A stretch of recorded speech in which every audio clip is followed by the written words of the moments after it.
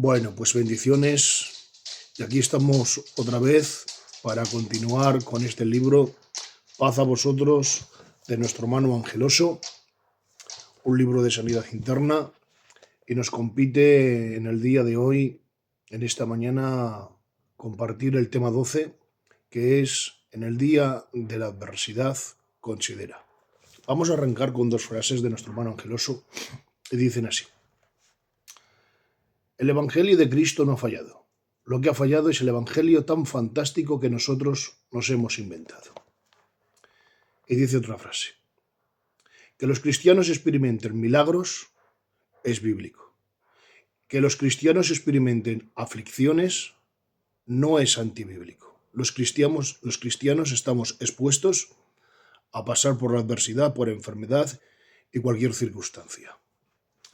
Como consecuencia de una errada interpretación de las Sagradas Escrituras y del pecado que otros han cometido a forzarlas, a decir lo que ellos querían que dijeran, los cristianos hemos llegado a creer que por mero hecho de ser hijos del Todopoderoso y Misericordioso, estamos exentos de cualquier tipo de aflicción.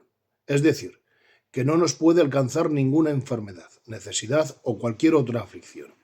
Y que si esto llegara, bastaría con hacer una simple oración para que Dios intervenga rápidamente para solucionarlo, para que por la ausencia de cualquier aflicción disfrutemos de una felicidad plena. Pero el noble deseo de dar esperanzas y de aliviar el dolor de los que sufran, algunos predicadores hemos enseñado el evangelio de fantasía, ilusionando los corazones de los afligidos con palabras que no nacieron del corazón de Dios, sino del nuestro. Hemos construido castillos en el aire que luego la misma realidad ha derribado por sí sola, provocando desilusión, confusión y frustración, e incluso dudas sobre la existencia de Dios. Hemos predicado el Evangelio irreal al prometer desde los púlpitos una felicidad plena y constante aquí en la tierra para todo aquel que crea en Cristo y le reciba como Salvador. Ser tan positivos ha resultado ser muy negativo. Hacer bien hemos hecho mal, aunque creo que Dios, que juzga las intenciones, no lo tenga en cuenta. Esta era la doctrina que tan fervientemente defendían los amigos de nuestro hermano Job. Ellos creían que todo aquel hombre o mujer que teme a Dios y guarde sus mandamientos, ninguna calamidad le puede alcanzar. Creían que las grandes aflicciones de Job, como las que cualquier otra persona, eran una prueba irrefutable de que no caminaba en rectitud delante de Dios. Según ellos, los infortunios de Job eran castigos de Dios por algún pecado cometido. Esta doctrina también era creída por los discípulos de Cristo. Estos, viendo a un ciego de nacimiento, le preguntaron al maestro, ¿quién pecó, este o sus padres, para que naciese ciego? Para los apóstoles, toda la aflicción, como la ceguera de aquel pobre hombre, era un castigo de Dios por causa del pecado. Esta doctrina no es semejante a la llamada doctrina de la prosperidad que muchos enseñan hoy. Pero, ¿dónde dice las Sagradas Escrituras que los cristianos estamos exentos de la aflicción? Cuando prometió Dios la plenitud de la felicidad y carcajadas sin fin aquí en la tierra para aquellos que le servimos. Antes bien, las Sagradas Escrituras revelan que los santos que vivieron antes y después de Jesucristo sufrieron lo indecible en la tierra. El profeta Eliseo sufrió una enfermedad tan seria que terminó con su existencia en la tierra. El profeta Jeremías le arrojaron a una cisterna llena de cieno por predicar la palabra de Dios. A Miqueas le golpearon y le carcelaron a pan y agua por profetizar. Al rey David fue perseguido por los desiertos como si fuese un malhechor. Lázaro, además de tener un cuerpo lleno de llagas, tenía que mendigar para comer. Timoteo no gozaba de buena salud, que padecía frecuentemente enfermedades. Juan perdió en su hermano Jacobo, el cual Herodes mató a espada. Pablo confesó que pasó hambre, etcétera, etcétera. Tiempo nos faltaría para hablar de los sufrimientos de todos aquellos santos como Ezequiel, Isaías, Pedro, Job, los primeros cristianos, etcétera, etcétera, los cuales sufrieron lo indecible. A pesar de amar a Dios con todas sus fuerzas, el cristianismo y la aflicción siempre han ido de la mano. Y no solo tenemos el testimonio de sus sufrimientos vividos, sino también de sus palabras. Léelas con atención. Primera de Pedro, capítulo 4, versículo 12. Amados, no os sorprendáis del fuego de la prueba que os ha sobrevenido, como si alguna cosa extraña os aconteciese. Recuérdalo, no te sorprendas. Cuando te sobrevenga un fuego de prueba, pues no es una cosa extraña. Dice Primera de Pedro 4, versículo 1. Por cuanto Cristo ha padecido por nosotros en la carne, armaos también vosotros de este pensamiento. Solo se sentían defraudados y confundidos en la aflicción quienes solo esperan risas, éxitos y momentos felices.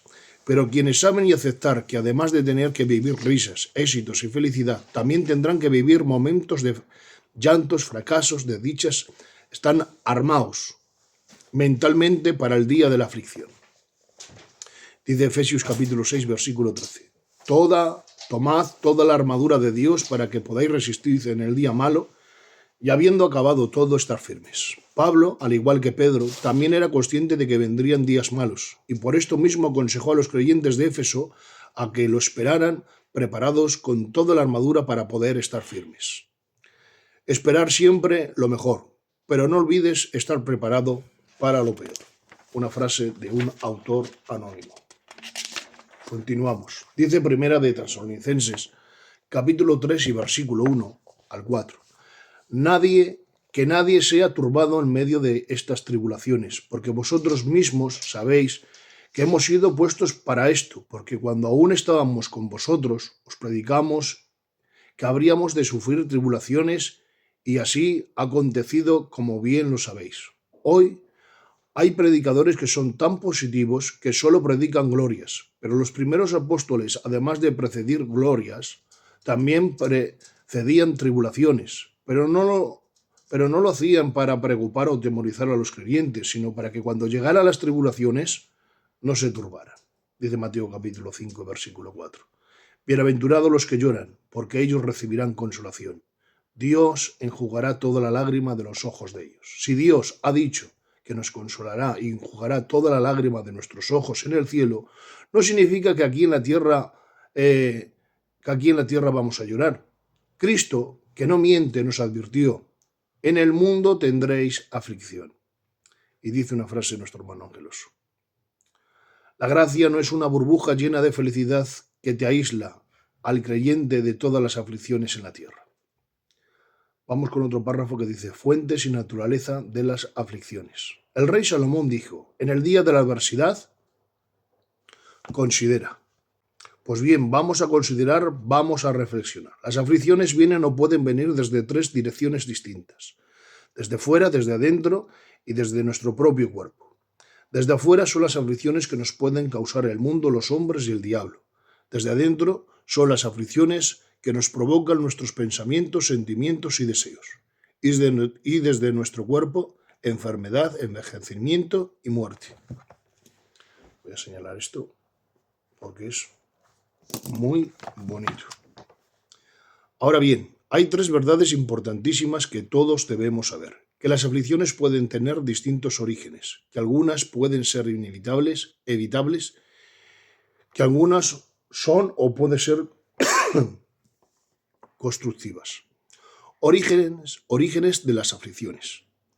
Es necesario conocer la naturaleza y el origen de la aflicción, por lo cual estamos pasando, para así saber cómo actuar. Algunos de los orígenes pueden ser aflicciones por las transgresiones a las leyes, aflicciones naturales o aflicciones por causa de Cristo. Aflicciones como consecuencia de las transgresiones de las leyes, tanto en el mundo espiritual como en el terrenal, están regidos por leyes que a saber son leyes humanas, naturales, morales y espirituales. Y vivir en armonía con dichas leyes nos aportan paz y bienestar. De lo contrario, el quebrantarlas supondrá tribulaciones, sufrimientos innecesarios. Vamos a considerar una a una. Aflicción por la transgresión de leyes humanas. Las leyes humanas son necesarias para establecer el orden, lógicamente. No me refiero a las leyes basadas en el egoísmo de un dictador o de un partido político autoritario que no respetan la libertad y los derechos de los ciudadanos, sino esas leyes sujetas e inteligentes basadas en el respeto mutuo y la tolerancia. leyes sin las cuales es imposible mantener la justicia y un equilibrio razonable en la sociedad de cada país. Sin lugar a dudas, sería exactamente que todos los humanos fueran absolutamente piadosos, que nuestros corazones estuviesen llenos de amor, pero hasta rebosar, que la máquina de nuestra mente solo generara pensamientos puros y que nuestra prioridad fuese simplemente la de ayudar desinteresadamente a nuestro prójimo. Sería maravilloso que la maldad se convirtiera en bondad, el orgullo en humildad, la soberbia en obediencia, el egoísmo en calidad, el prejuicio en imparcialidad, el desprecio en respeto, el racismo en tolerancia, la inmoralidad en santidad, la insensatez en cordura, la ira en mansedumbre y que el venenoso odio se convierta en sincero amor profundo.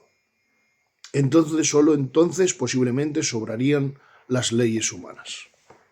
Pero la realidad es que el mundo, o mejor dicho, el hombre que existe la maldad, la soberbia, el racismo, el egoísmo, el odio, la violencia, la insensatez, la intolerancia, el mal. Por lo tanto, las leyes inteligentes y justas son imprescindibles para poder controlar un poco a este loco mundo. Así también lo entendió Pablo, lo cual, refiriéndose a la ley de Moisés, dijo: la ley es buena si uno la usa legítimamente, conociendo esto, que la ley no fue dada para el justo, sino para los transgresores y desobedientes, para los impíos y pecadores, para los irreverentes y profanos, para los parricidas y matricidas, para los sodomitas, para los secuestradores, para los mentirosos y perjuros, para cuanto se ponga a la sana doctrina. Las leyes humanas, incluidas la de Moisés, son inútiles para cambiar a los malos, pero son imprescindibles para controlarlos y para detener, a la medida de lo posible, el progreso del mal en la tierra. Cierto es. Dios mismo se vio en la necesidad de usar leyes escritas para controlar a la nación de Israel, lo cual se pervertiría en la inmoralidad, la violencia y la idolatría. Así lo expresó el apóstol de los gentiles. ¿Para qué sirve la ley? Fue añadida a causa de las transgresiones. Las leyes no eran ni son la solución absoluta al mal, pues ninguna ley escrita puede cambiar al hombre, sino la ley del Espíritu Santo. Pero Dios se vio en la obligación de establecer la ley escrita en piedra, a causa de las transgresiones, hasta que viniese la verdadera solución, Cristo, la gracia del Espíritu Santo, el cual regenera el corazón humano. De la misma forma que la anterior, la dispensación en Israel, las leyes humanas de cada país son establecidas a causa de los transgresores, para que puedan existir en la tierra un poco de equilibrio y justicia.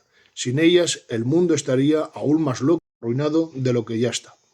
Por lo tanto, el quebrantamiento de las leyes humanas de cada país acarrea aflicción para quienes la desobedecen.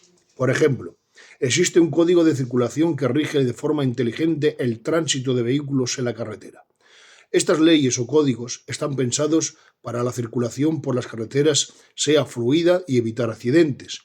La desobediencia o transgresión a estas leyes de circulación pueden traer como consecuencia una sanción económica o una severa lesión e incluso la muerte física. El código de circulación dice que ante un semáforo en rojo debo detenerme para que puedan pasar otros vehículos, puedan estar circulando para otros carriles en ese mismo momento. Esta sabia ley está pensada para evitar fatales accidentes. Si yo, quebrantando esta sabia ley, saltándome un semáforo en rojo y tengo un accidente en la que me fracturo una pierna, la culpa no es de Dios ni del diablo, sino de mi imprudencia y de mi desobediencia a las sabias leyes de la circulación. Tal aflicción física se podría haber evitado si yo no hubiera respetado las leyes, Aquellas personas que ahora mismo están privadas de libertad en una prisión, salvo si hay alguna inocente, lo están por la sencilla razón de haber transgredido en algún momento las leyes que rige el país. Nadie tiene la culpa de esta aflicción, pues están en prisión por robar, traficar, estafar o asesinar. Tal aflicción es consecuencia del quebrantamiento de las legislaciones humanas. Nadie tiene la culpa, siempre y cuando no sean contradictorias a las leyes de Dios. Las Sagradas Escrituras nos exhortan a los cristianos a que respetemos las leyes y las autoridades humanas. Así está escrito: sométase toda persona a las autoridades superiores, porque no hay autoridad sino de parte de Dios y las que hay por Dios han sido establecidas.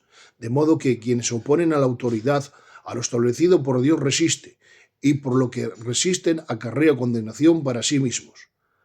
Aquí no se refiere a la condenación eterna del alma, sino al castigo humano por la desobediencia de las leyes humanas. Porque los magistrados no están para infundir temor al que hace el bien, sino al malo. ¿Quiénes, pues, no temer a la autoridad? ¿Quiénes, pues, no temer? ¿Quieres, pues, no temer a la autoridad? Haz lo bueno y tendrás la alabanza de ello, porque el servidor de Dios para tu bien. Pero si haces lo malo, teme, porque no en vano lleva la espada, pues es servidor de Dios, vengador para castigar a aquel que hace lo malo, por lo cual es necesario estar sujetos no solamente por la razón del castigo, sino también por causa de la conciencia. Entramos a otro párrafo que dice: aflicciones por la transgresión de las leyes naturales. Y al séptimo día Dios descansó. El relojero toma en sus manos todas las piezas del reloj y con sabiduría y gran pericia coloca cada una de ellas en su lugar correspondiente. Luego echa a andar el reloj, lo cuelga en la pared y se despreocupa, porque el reloj funciona por sí solo. Dios tomó en sus manos todas las piezas del inmenso reloj del universo y con sublime sabiduría y exactitud colocó cada una de ellas en su lugar. Luego creó causas y estableció leyes inteligentes para que el gran reloj del universo evolucionara, según el maravilloso designio de su creador, y para que funcionara por sí solo. Y entonces, tras hacerlo andar, el reloj, por excelencia, descansó. Es decir, Dios no está interviniendo directamente en cada átomo o célula del universo para que éste funcione, sino que son las causas y las leyes que Él ha establecido la que lo hacen. Ellas rigen en las constelaciones, el clima, el mar, el reino vegetal, el reino animal, los embriones, el cuerpo humano, etcétera, etcétera. Pablo dijo: y de una sola carne, de un solo genoma, Dios hizo a todos los hombres. El código genético que Dios puso en Adán es la causa, que por sí sola ha formado a los 6.000 millones de seres humanos que habitan hoy en el planeta. No creemos en la casualidad, sino en la causalidad. Dios es la causa de todas las causas. Y esto le convierte en el creador de todas las cosas y de todas las criaturas. Estas leyes tan sumamente sabias que vuelven locos a los más inteligentes científicos no es otra cosa sino el poder de la palabra de Dios. Así que está escrito: en estos últimos días, nos ha hablado Dios por medio de su Hijo, a quien constituyó heredero de todo y por medio de quien asimismo hizo el universo. Él es el resplandor de su gloria y la expresión exacta de su naturaleza, quien sustenta todas las cosas con la palabra de su poder. Con su palabra creó el universo y con ella sustenta todas las cosas. Dios no necesita intervenir en el universo para que éste funcione. Ahora bien, Dios respeta estas leyes y si las quebranta es para hacer un milagro a favor de los hombres. Fue un milagro que el hacha del profeta flotara, porque Dios quebrantó la ley de la gravedad.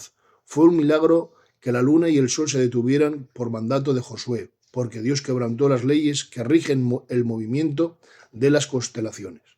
Doy gracias a Dios por los milagros, pero aún más por las inteligentes leyes que Él estableció en la naturaleza.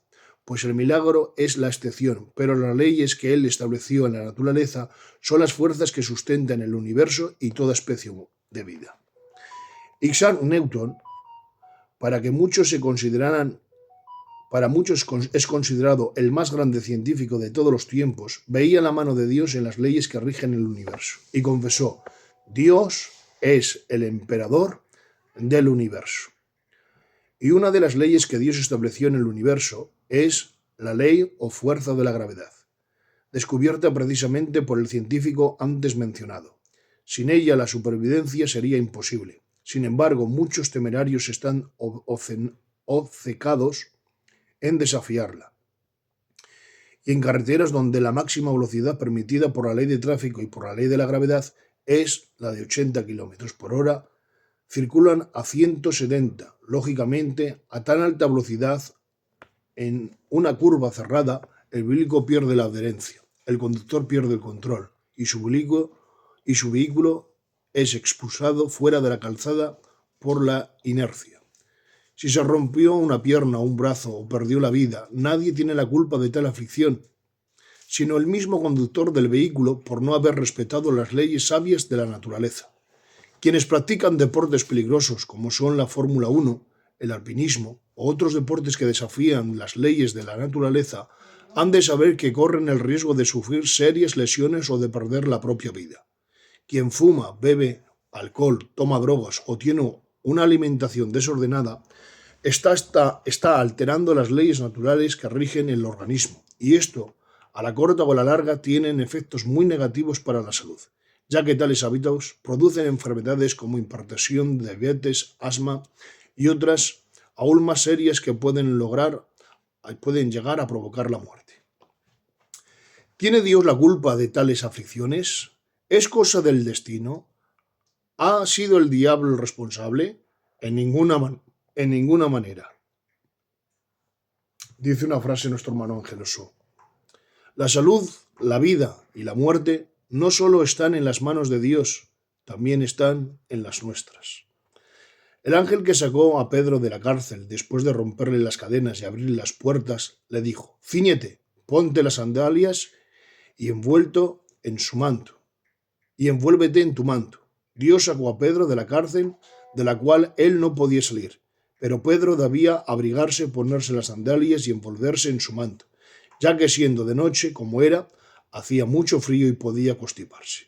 Dios no cambió el clima natural de la noche para que Pedro paseara por las calles en mangas de camisa, sino que Pedro tuvo que adaptarse a las leyes inteligentes de la naturaleza.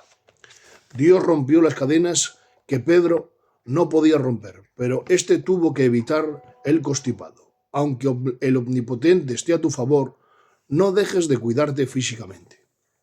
Es algo natural y de lógica pura, ¿verdad? Dice una frase nuestro hermano Ángel Oso. Creo que muchos cristianos se han ido al cielo. Creo que muchos cristianos se han ido para el cielo sin que Dios lo llamara. Quizás por su imprudencia. Cuando escaseaba en Israel los alimentos por causa de la sequía, Dios por boca de Elías dijo a aquella desamparada viuda: «La harina de la tinaja no escaseará, ni el aceite de la vasija disminuirá, hasta el día en que Jehová haga llover sobre la faz de la tierra». Mientras la viuda carecía de posibilidades para sustentarse, su vida y la de su hijo, Dios prometió que lo sustentaría milagrosamente. Y así lo hizo Dios, pero solo mientras hubo sequía en Israel. Cuando volvió a llover en Israel, cuando Dios volvió a activar las leyes del clima que 3 años y medio antes él había paralizado, y la tierra volvió a producir su fruto, el milagro se detuvo. La harina y el aceite dejaron de multiplicarse. Ahora tenían que trabajar y adaptarse a las leyes de la naturaleza como lo hace todo el mundo. Yo creo en los milagros, pero pienso que estos no son la excepción y que la norma es vivir de acuerdo y adaptarnos a las leyes de la naturaleza. Es decir, esperamos que Dios haga lo posible, pero nosotros hemos de hacer lo posible. No dicen las Escrituras: quien no tenga que trabajar tampoco coma. Quien no quiera trabajar tampoco coma. También está escrito: trabajad con vuestras propias manos para que no tengáis necesidad de nada. La realidad de que Dios tiene cuidado de nosotros no significa que podamos comportarnos como irracionales. Dios nos ha dado una inteligencia para pensar y para conducirnos con sabiduría y sensatez, y vivir respetando las leyes naturales. Es sensatez y es sabiduría. Salvo en excepción que nadie espere ni intente vivir de milagros, a no ser que quiera morir pronto. Tiene cierta sabiduría el dicho humano: cuídate y Dios te cuidará. La aflicción por la transgresión de las leyes morales. Los gentiles que hacen por naturaleza lo que es de la ley, aunque no tengan ley escrita en piedra, son ley para sí mismos, mostrando la obra de la ley escrita en sus corazones, dando testimonio a su conciencia y acusándoles o defendiéndoles en sus razonamientos. Según Romanos 2, 14 al 15. Dios ha escrito en los corazones de los hombres unas leyes morales y una conciencia. Y aunque cada individuo tiene su propio criterio sobre lo que está bien y lo que está mal, esencialmente, la señora conciencia nos exige, con autoridad, haz el bien y evita el mal, salvo en aquellos que han perdido ya toda la sensibilidad. La ley de la conciencia es un freno para aquel que avance del mal. Mucha maldad, pecado e injusticia existe en el mundo, pero si no existiera la voz del fiscal de la conciencia que constantemente acusa y condena las perversidades del hombre, no se podría vivir en esta tierra. Pablo dijo que la ley de la conciencia nos habla o bien para defendernos o bien para acusarnos. Por lo tanto, la paz interior depende en gran parte de tener una limpia conciencia, de estar en paz con uno mismo, de vivir en armonía con nuestros principios. Cuando decidimos que el hombre ha de estar en paz consigo mismo, nos referimos a que ha de vivir en concordia con las leyes morales que han de tener la aprobación de la conciencia en todo lo que hace, dice y piensa. Continuamos. Cuando hacemos o decimos algo que quebranta nuestras leyes morales o nuestros principios, la conciencia nos va a reprender, a acusar y a condenar, y esto producirá en nosotros sentimientos de culpa, desvelos y amargura. Y normalmente la señora conciencia es mucho más severa que la justicia humana, ya que en muchos casos la conciencia sigue acusando al individuo incluso cuando la justicia humana la ha absuelto. Por ejemplo, hoy los gobiernos de muchos países han legalizado el aborto. Por lo tanto, la mujer que voluntariamente aborta no comete ningún delito contra la ley humana. Sin embargo, después que quitarle la vida al bebé, muchas mujeres caen en la depresión por el sentimiento de culpa provocado por la voz acusadora de la señora conciencia. Algunas mujeres incluso tienen que acudir a psicólogos para poder superar el trauma provocado por el remordimiento. Y es que en ocasiones, aunque las leyes humanas digan inocente, la ley de la conciencia sigue gritando culpable. Y dice una frase nuestro hermano Angeloso: la amargura no es un castigo de Dios, sino la consecuencia de la maldad en el corazón y en el remordimiento. Y la felicidad y la paz, más que una bendición directa de Dios, es el efecto de la presencia del amor del alma y de la lealtad de la propia conciencia. Aflicción por la transgresión de las leyes divinas. Dice una frase el hermano Angeloso: Dios desea que seamos felices. Por eso nos prohíbe hacer ciertas cosas y nos aconseja hacer otras. Qué bonita, esto me lo voy a apuntar.